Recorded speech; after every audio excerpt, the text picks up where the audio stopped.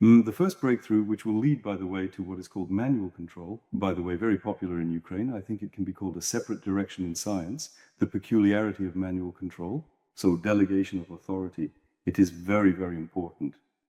In this delegation of authority, I would focus not on the fact that someone has to do something, but it is very important for the leader to concentrate on the fact that if your subordinate makes some mistakes, they need to understand that it is absolutely normal. And there is nothing scary about it. In delegation of authority, when you delegate your authority to a subordinate and they make mistakes, they should not be afraid of it. This is the most important thing. And creating such an atmosphere where your subordinates are not afraid to make mistakes is very, very important. This is the essence of delegation of authority.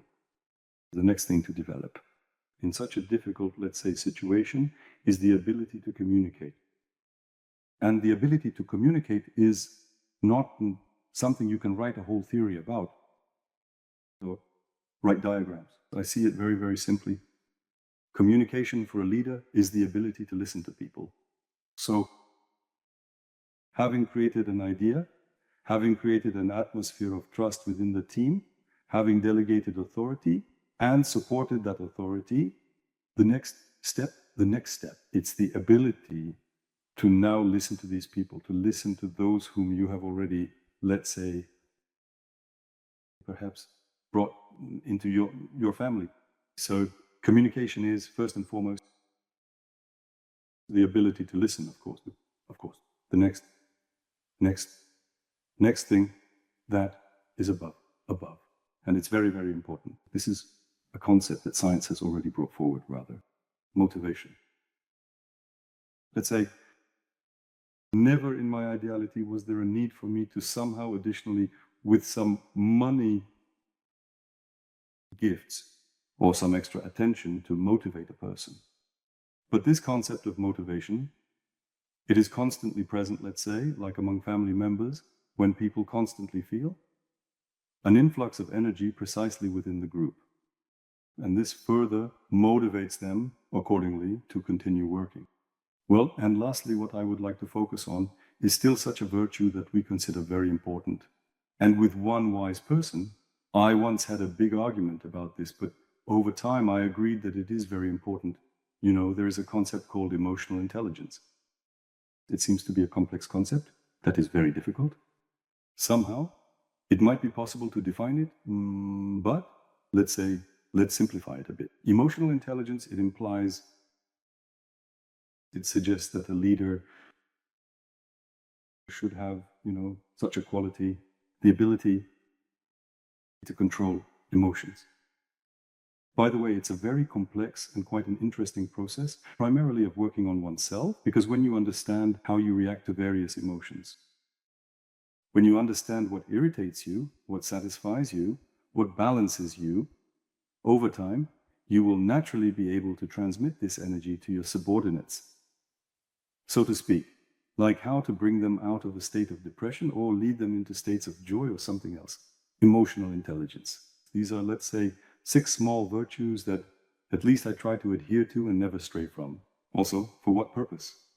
And for what purpose, let's say, when we introduce the topic of 2 groups of such basic qualities, reason is needed to master all of this and to try to manage this complex process and be part of it.